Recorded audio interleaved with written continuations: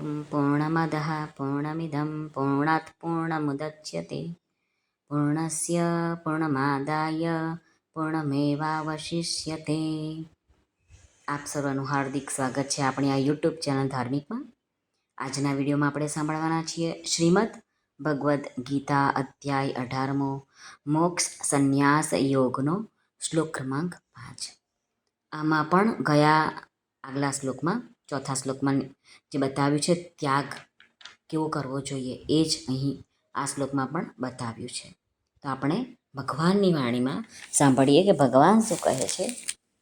શ્રી ભગવાનુવાચ યજ્ઞદાન તપઃ કર્મ ન ત્યાજ્યં કાર્યમેવ તત યજ્ઞોદાનં તપશ્ચૈવ પાવનાનિ મનીષિણામ. શ્રી ભગવાન અર્જુનને કહે છે, યજ્ઞ, દાન અને તપરૂપી કર્મ ત્યાગ કરવા યોગ્ય નથી, પરંતુ એ તો અવશ્ય કરવા જોઈએ. કેમ કે યજ્ઞ, દાન અને તપ એ ત્રણેય કર્મો બુદ્ધિશાળી માણસોને પવિત્ર કરનારા છે. તો એટલા માટે ભગવાને થોડોક અર્થ સમજાવ્યો છે કે વર્ણાશ્રમ અનુસાર જેના માટે જે કર્મો કર્તવ્ય રૂપે જણાવાયા છે એ શાસ્ત્ર વિહિત કર્મોનું શાસ્ત્ર વિધિ અનુસાર અંગ ઉપાંગ સહિત નિષ્કામ ભાવે ભગવદ અર્થ કર્મ કરનારા મુમુક્ષુ માણસોને અહીં બુદ્ધિશાળી માણસો કહ્યા છે.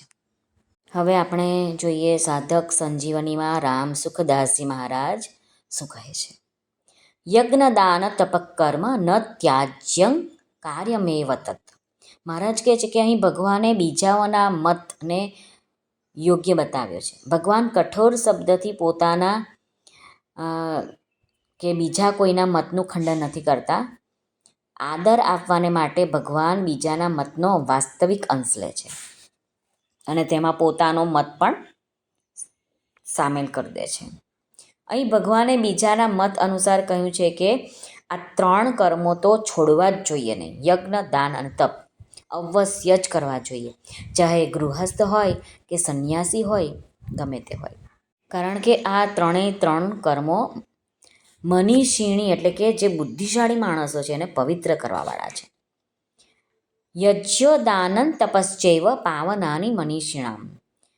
અહીં ચૈવ પદ આપ્યું છે ભગવાને, તો એના માટે છે કે નિત્ય નૈમિતિક જીવિકા સંબંધી, શરીર સંબંધી વગેરે જેટલા પણ કર્તવ્ય કર્મો છે તેને પણ જરૂર કરવા જોઈએ.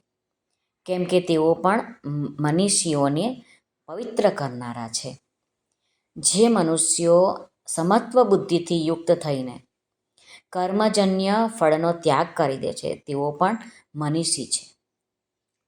વાસ્તવમાં જે મનીષી એટલે કે જે બુદ્ધિશાળી માણસો નથી, જેઓની ઇન્દ્રિયો વશમાં નથી, પોતાના સુખ ભોગને માટે જ જે યજ્ઞ, દાન અને તપ વગેરે કર્મો કરે છે તેઓને તે કર્મો પવિત્ર નથી કરતા, પરંતુ તે કર્મો બંધનકારક બની જાય છે.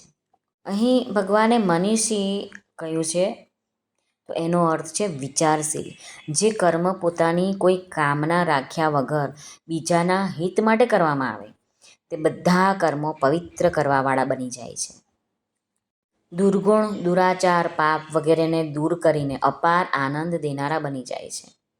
પરંતુ તે જ કર્મો જો પોતાની કામના રાખીને અને બીજાઓનું અહિત કરવા માટે કરવામાં આવે તો તે અપવિત્ર બની જાય છે. લોક અને પરલોક બંનેમાં અપાર દુઃખદાયી બની જાય છે, એમ ભગવાન આ શ્લોકમાં જણાવે છે. શ્રી કૃષ્ણ અર્પણમસ્તુ. સર્વને ભાવથી જય શ્રી કૃષ્ણ. રાધે રાધે. હરિઓમ તત્સત. જય ગુરુદેવ દત્ત. જય સ્વામિનારાયણ. જય માતાજી. નમઃ પાર્વતે પતે. હર હર મહાદેવ હર. સિદ્ધેશ્વર મહાદેવની જય. આજના આનંદની જય. સર્વનું કલ્યાણ થાઓ, સર્વનું કલ્યાણ થાઓ, સર્વનું કલ્યાણ થાઓ.